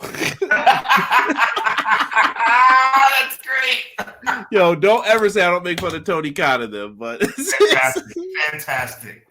It has to. We had a lot of fun with the show. I don't really want to delve too deep into it because you can listen to me and Sean review. Actually, I'm going to say this. I thought me, him, and Derek had a really good show. And yeah, we're sitting around if you add the video version up and the live version, we're sitting at about a smooth 6-7 hundo. So we did really good with that one. I'm just glad you guys allowed me to piggyback off y'all's greatness, man. No, we had to get everyone in there. At first, I wasn't going to. I was like, this might be the show Lashley shows up, so we should review it. Wah, wah, wah. My idea was good in theory, but that's not what happened. Yeah. Which I think they were right for, though. Like, once you watch it, you can kind of piece it together. Me and Sean were definitely in awe of Swerve and his treatment of main event status. It is a beautiful thing. I'm trying not to use the word superstar because that belongs to another company. But Swerve was treated like a main event player in this wrestling company. And Swerve holds principles similar to that I speak of you, Sean, where you can do something to slight us. I'll take the money that from somewhere for a little less, and I'll prove you wrong. And I'm going to make you eat every dollar that you didn't give to me. By the way, I'm friend with some of Swerve's friends. Let's just say that. And I know that's going to come off as like, oh, Kyron's always sticking up for Swerve because he's friends with them. I'm admitting the bias into part of this. But Swerve has a song called Big Sis Birthday. And if you listen to it, and I mean really listen to the lyrics, you could tell who he's talking about in the song. Oh, so you have to send me a link, bro. Oh, yeah. It's very interesting. And they crushed it on that. But I absolutely love how Swerve was treated here. People vying for someone's services. Sean, me and you are old school WWF fans. Mm-hmm. What was better than the Macho Man Randy Savage coming to the World Wrestling Federation and managers were lining up, willing to give him whatever they could. I'll do a trade if you get him. Come on, I got to have this guy. And then he ends up picking Miss Elizabeth. Personally, I think you should have signed with Johnny V, but I digress. Boo! No, absolutely fantastic. It was like a free agency signing. It was awesome. I see how you look at Johnny V, dude. You put Johnny V into the storyline with the Mega Powers. Oh, God. Yeah, okay, I was wrong. Johnny V's backstage, Macho with the title. Get away from interviews. No interviews, Hulk Hogan, I'm ready. Poor Bret and Sean. By the way, in that segment, Hulk Hogan and them definitely beat up Bret Hart from the Hart Foundation and Shawn Michaels from the Rockers. Oh, how things change a few years later. Woo-hoo. Yes. I have to give Matt's comment credit because he caught it. Jesse flipping off the Young Ducks. Yes, we did see that on camera. Saudi shows are nothing but house shows. What up, Tokyo? Appreciate you. Yo, I don't see the lies. No lies detected. And something I wish both companies would do. I know McKinney just brought it up with the belts. Give them a trophy instead. Like make a magnificent trophy versus everything doesn't have to have a championship to it. I know Tony Khan does it for the Owen Hart Cup too, and I feel like that's more like a keepsake for the wrestler, which is like, hey man, thanks for doing this tournament. Like you can always hang this up in your house. Like that's really cool. Thank you for what you did in honoring Owen. But you know what I mean? Like you don't need more championships, but that's fine. I digress. It's something small. Right. I want to get into the main event. Bryan Danielson, Jon Moxley. We kind of talked about this, and I don't know if anyone else peeped this, Sean, but I got it up on the screen here. Credit to Sportskeeda. Did you know his last match on Raw, 2019, he wrestled Seth Rollins. His last match on SmackDown, he wrestled Roman Reigns on SmackDown. And then his last match on Wrestle Dream, a pay-per-view for AEW, he wrestled Jon Moxley. Shield rules again, baby. I'm telling you, when I bring up the Shield, it's one of the best groups. I can't hear buying into this crap. I just can't believe that. It's very weird how all three of them are connected, though. Once again, who beat each person for their first title? Seth penned Roman, Roman penned Moxley, Moxley penned Seth. You get it like full circle. Just weird how all that happens with the Shield. The only thing is that this is not going to be Daniel Bryan's last match. Absolutely, but we'll say full time. Let me talk my talk for now. What do you think, bro? It was good, but it's hard. It's hard to say goodbye, man, to Bryan Danielson. Here he ended up losing via chokeout, and the crowd was just dejected. Like I heard it was silent. I wish Jesse was in here. I don't think he's in here anymore, but I would love to know how quiet it was in that arena afterwards. Right. But I think it was supposed to make you feel uncomfortable. Sean, do we not get enough uncomfortable endings? I wish I could get you on camera right now. Let me see. Put it on. Let me see. Put the camera on for the people. Yeah. Still chopping, but that's all right. I can see you though a little bit. Go ahead. Not a lot of Owen Hart insecurities to Shawn Michaels with dead silence on Monday Night Raw going off the air. Not a lot of moments like we saw at Wrestle Dream. Do we need more of it? As long as it's done tastefully. That's where I'm at with it. As long as it's done tastefully. I'm not a big fan of the plastic bag thing. I'm not a big fan of syringes. That's just a personal preference as far as what I see on pro wrestling TV. But as far as having uncomfortable endings, I think uncomfortable endings done in sporadic form is good for the product. I'm okay with it because it offers something different. Like I said, Sean, when we did the review, what did you guys want? You want him to pull out a tank of gas? Like we've seen it all. We've seen it all, basically. How much further do you want them to go? Like it's getting ridiculous. Like you're going to start being ridiculous by saying, "Oh, they need to take it a step further." Like really? Like okay. Yeah, and I had mentioned Bryan Danielson before, man. Like this is someone who that I adore from a pro wrestling standpoint. He is the best technical wrestler of this era, in my opinion. I really enjoy the work that he puts into the ring. He's one of the best in-ring storytellers within, I don't know, what do I want to say, since the 2000s? Like, he's amazing. That's fairly accurate, yeah. This guy has wrestled Kamala on independent shows. Amazing. And he wrestled Kamala style and made it work. I love the work he did with CM Punk when CM Punk was on that 434-day title reign. I love the work with Sheamus, where Sheamus and him were wrestling those great matches. That Extreme Rules Iron Man match, fantastic. Him losing at WrestleMania in seconds ended up building him up because he knows how to maximize moments. And I don't care if it was that wasn't supposed to happen that way. Don't care. It worked in his favor. You're talking right. You're talking right. Because anybody who says that, I like how you threw that out there. Because anybody who says that's just nitpicking. Yeah. It ends up working in his favor every time, and people usually end up loving this guy. I heard a great story about how Nick Bockwinkel changed a tournament. I think it was in 99 or 2000. He's in it. It's an independent wrestling tournament. He's watching it with Dave Meltzer and one other person was there. I can't think of who. Bryan Danielson was not supposed to win. Nick Bockwinkel goes and talks to the promoter, and he was like, this kid, I guess the words he told Dave Meltzer was, This kid is better than anyone we ever had during my era. Wow. Already, just by looking at him. And I was like, whoa, hearing that. And then he said he went backstage and told the promoter, yo, put this kid over. Because if you don't now, when he takes off, you're never going to know what happens. They end up changing the tournament. People were mad. Danielson's winning now. They got boo-boo face. Danielson ends up winning, but then look where he wound up. And then look at the people who he worked with. I'm going to say some names. I just want you to think of where they are now. Think of the independent versions of them, and then think of where they are now.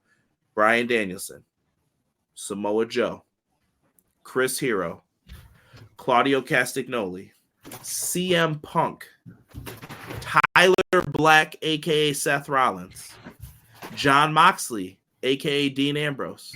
Look at where all these people started, and look at where they are now. These were like the top indie people. Sami Callihan. You could go through it for days and put their names down. Look at where these guys are now. And Danielson wrestled them all. Yo, good work out of you, Conrad. Yo, chat, give it up for Conrad for the homework. I love it. That's off top. No, I'm not saying you did homework per se. I'm saying, like, you're on top of your game, brother. Just amazing work there. Hold on here. We're going to the chat here. I apologize here. I legit thought the crowd was going to riot at Bryan losing. It's going to be hard when Bryan Danielson says goodbye.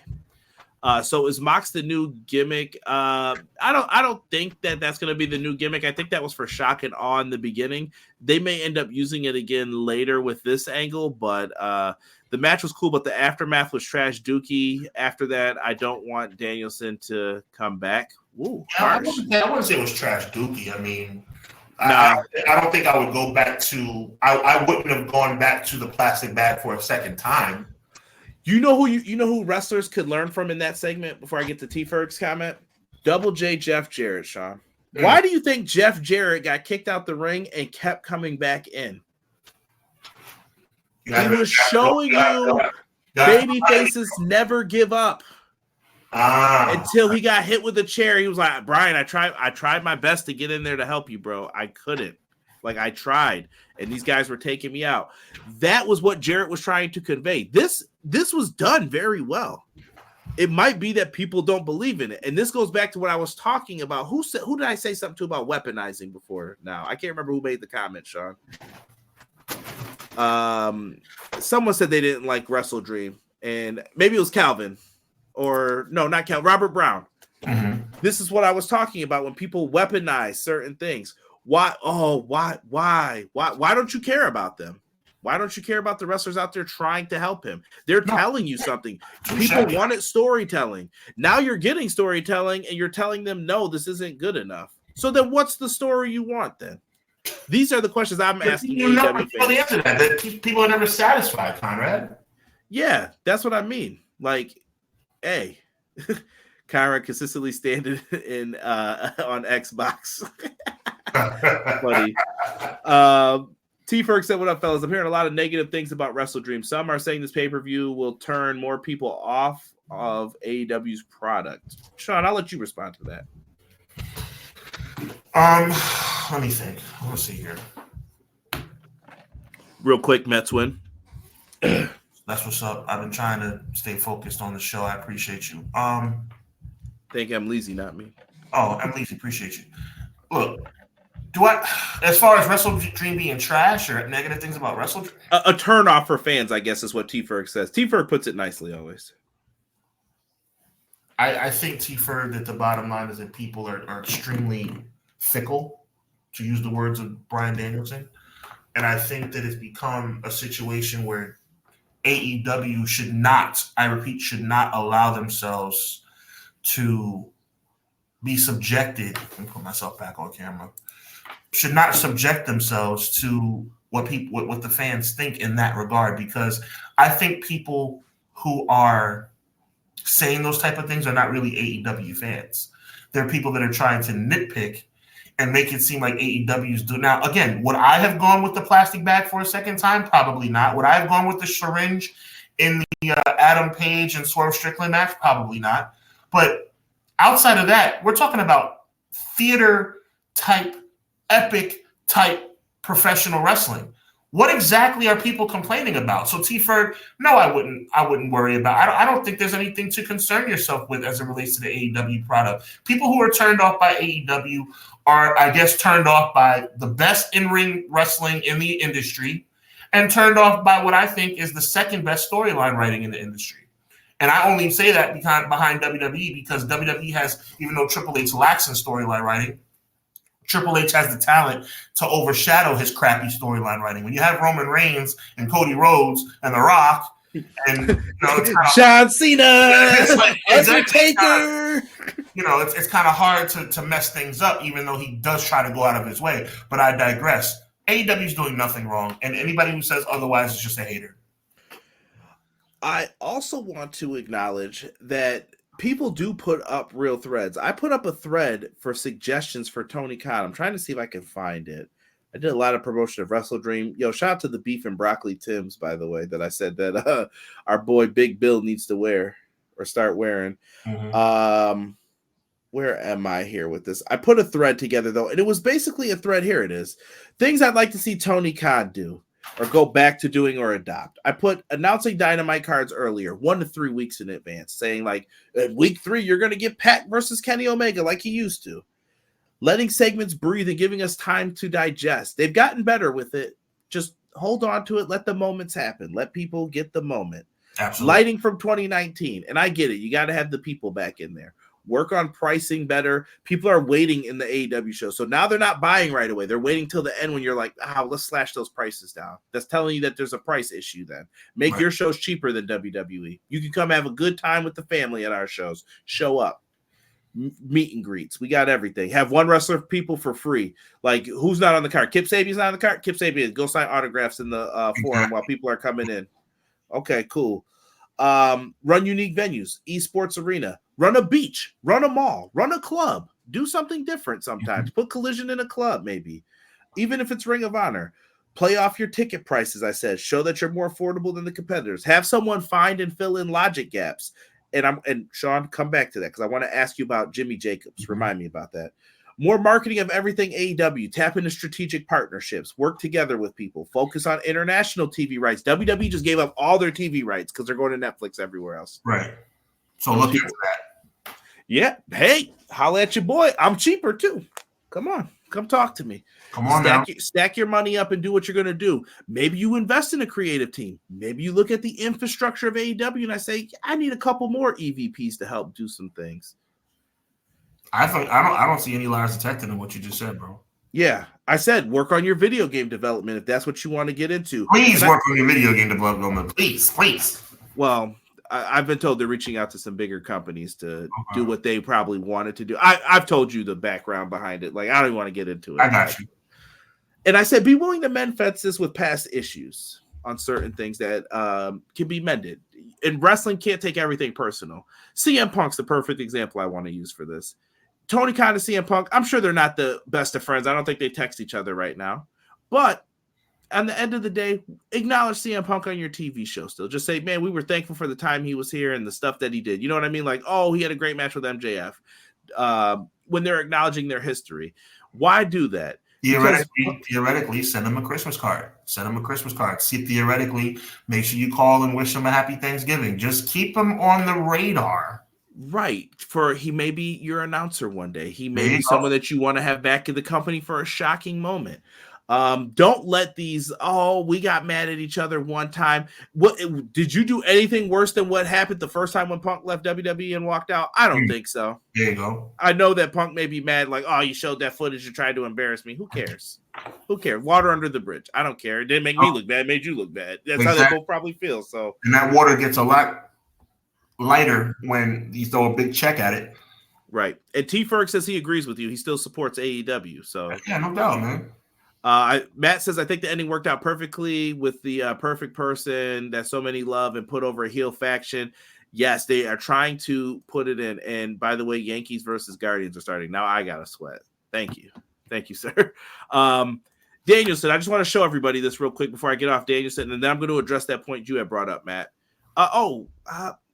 No, before I get into this, I want to address Sean again. Sean, how do you feel about Jimmy Jacobs I'm going to use air quotes here, resigning, because I don't know if he resigned or if that's usually if I like you and I'm like, you're gone, I would say like, no, he resigned. It's all good. I think you got to take everything with a grain of salt, bro. These resignations and these convenient time resignations, you got to raise an eyebrow to them. And he had recently just said, and maybe it was the media call, like, yeah, we might be looking to shake up creative a little bit. Why do you think I said keep an eyebrow raised when it comes to these conveniently timed resignations? It's not these. I don't believe in coincidences. Everything happens for a reason. Yeah. So I don't know what to say about that, but keep your eyes peeled. But I just was wondering. Exactly. Danielson, I just want to show you his run from. What was this? The match with Ricky Starks all the way to where we got today. You can zoom in on some of those pictures. Him and Shibata. He did an excellent job in his time in AEW. And he's not done, I don't believe, but for the full-time, and by the way, full-time kind of tongue-in-cheek, right? But he did a tremendous job with some legitimate injury. Let's call a spade a spade. That neck thing is not fake, even though he was putting some sauce on it with the storyline. He does have a bad neck. Mm-hmm. And look at, he just ran through. He's on Collision. He's in CMLL. He's in AAA. He's in he wrestled Will Ospreay, for goodness sakes. He was everywhere. He was in the C2. He wrestled they probably made the G1 tournament because he couldn't go over there long enough because of his family now. They were like, here, I'll bring the G2 or the G1. I said the G2. I'll bring the G1 to you with the C2. Here you go. Let's do it. Bryan Danielson is one of the greatest wrestlers of all time. Yeah, and Wrestle Dream, it was a bad night to be a babyface. I just want to show you guys this. These are all the champions in AEW. Yep. And they're heels. Shout out to Konosuke Takeshita, too. Finally making my when me and Sean do our yearly predictions. I love it, too. Soon we're going to be looking at those. I don't even like looking at them until we're close. Right. Just so I can be like, man, what did Sean say? Sean got one right one time that was so specific that I was like, yo. It was weird. It was weird. It was good, though. He caught it, and it was good. I'm going back into what people are saying here as we round the bases and get ready to hop off of this. Off gate, TK needs to find 3,000 to 4,000 seating venues to call home base, like NXT do pay-per-views in a big arena. Numbers go up. Trim the fat on the roster. That sounds good, but remember, you're losing a lot of other things when you go to these smaller venues. How's the bathroom situation? Oh, we don't have a hot dog guy. There's no food here. He needs to call up Disney.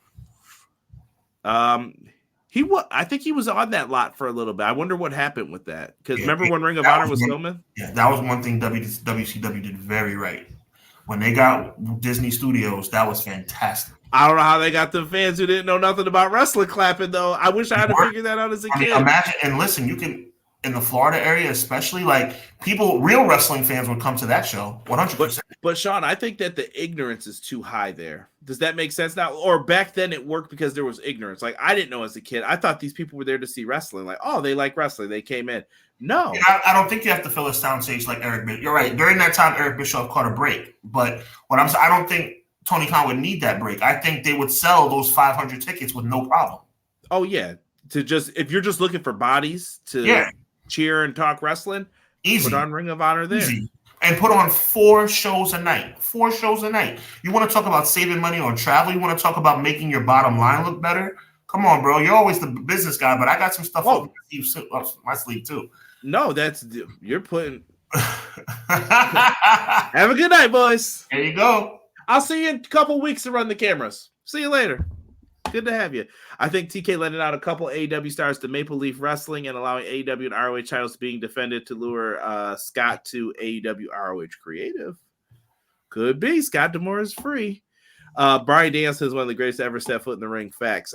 Matt Lopez is our Ring of Honor guy. He knows the history. He is all about it. And I want to look at this last shot here.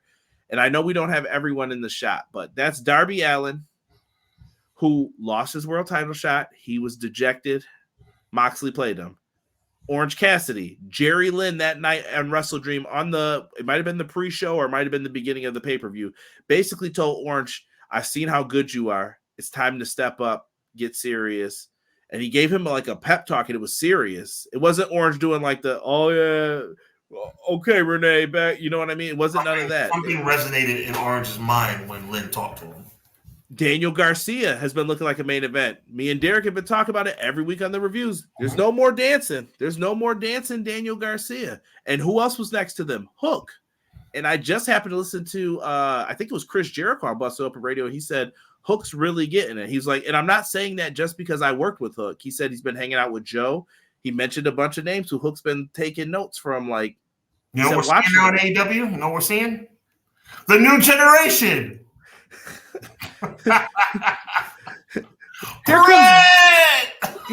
Here comes Duke the Dumpster Drosy versus Hunter Hearst Helmsley. I mean the good new generation. Henry Godwin pigpen match. Oh my God.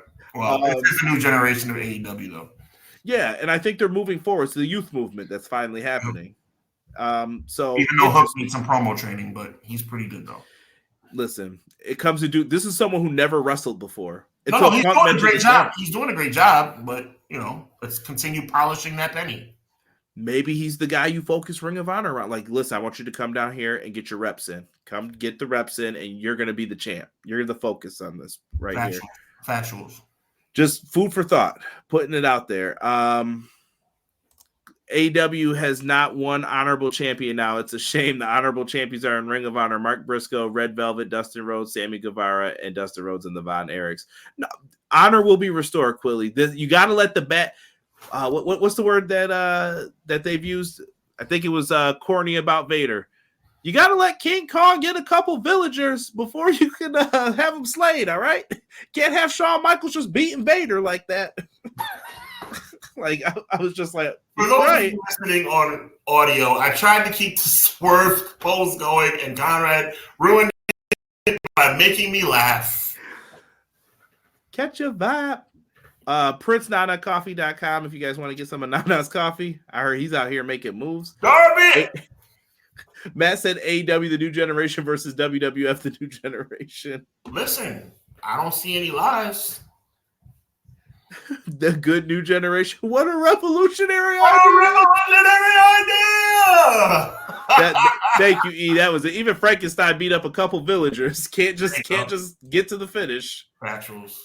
Let them live. But going into this, man, on Wednesday, me and Derek will be live. We're going to be talking about Dynamite from San Jose, California, in the SAP Center. I think there's still tickets available on AEWTix.com.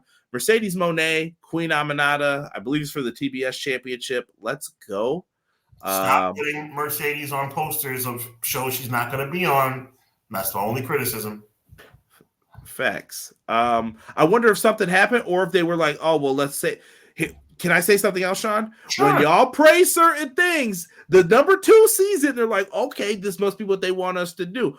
Pull Mercedes from the pay-per-view card and let her main event near her hometown or where she lives now.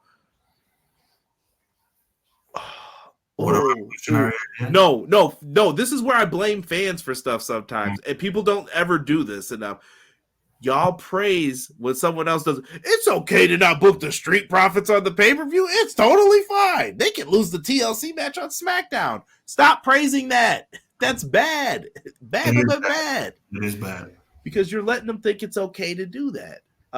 But me and Derek will review the show on Wednesday. And I agree, Sean. Try not to put people on the card because someone may buy a ticket thinking they're going to see them and then they're not there. I'm disappointed. Some amateur stuff AEW has to work out, but they're still the best in-ring product in the business. Speaking of best in the business, tonight we got Monday Night Raw. This is possibly their new logo we've seen in the streets. A nice triangle with Raw in between. It's like a nice sandwich Sean talks about on the weekly. Well, that's accurate. Cody Rhodes will be on Monday Night Raw tonight, Sean. Here we go again.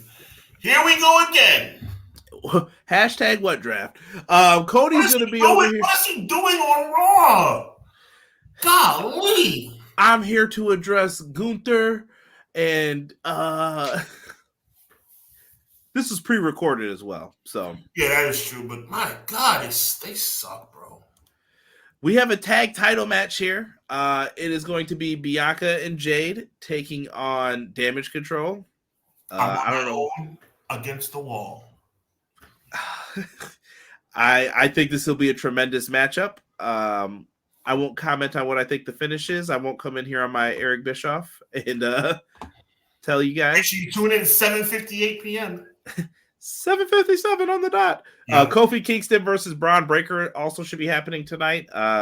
Kofi, I pray for you, my friend. Yeah, you're not going to have a good night tonight, or didn't have a good night last week. Absolutely not. Sean, if you got stuff to promote or anything you want to say, take us out of here. Nothing to promote except the best AEW review in all the land right here on the EPW channel with Conrad and my guy Derek on Wednesday night, 10 p.m. Make sure you tune in for that. Make sure you tune in for us next week at 6:05 Eastern Standard Time. Make sure you go to hwweekly.com. hwweekly.com for brand new articles and brand new stuff that I just dropped this week. Really excited about it. Make sure you check us out on Spotify and all the other places. And make sure, more importantly than anything else, you subscribe and like our videos on both channels, and tell a friend to tell a friend about Clash of the Podcast. Tell a friend to tell a friend about Hubbard Wrestling Weekly. Tell a friend to tell a friend about Everything Pro Wrestling, because people talking means that we get in people's purview. That means people checking out our channels, and that means perhaps we can get onto a higher level of notoriety and bring you more and more content and make it bigger and bigger. But we do appreciate what you guys have done for us and tuning in each and every week. We appreciate you greatly. We apologize for the technical difficulties this evening, but I do think that we kind of held it together as best we could. And at this particular moment, for some reason, it's working perfectly, which I don't understand, considering the fact we had issues throughout the entire show, but that's kind of the way things work sometimes. But we're ending on a high note. So with that being said, episode 111 is in the books. We'll see you next week for episode 112. Only you. So make sure you check us out. The Notorious Just. Please us with your lyrical thesis. Hey. Episode 112 next week. You already know what it is, man. So check us out next week. We'll be here right here. Same Clash time, same Clash channel. God bless each and every one of you. Be encouraged, and remember, evil never prevails. Peace.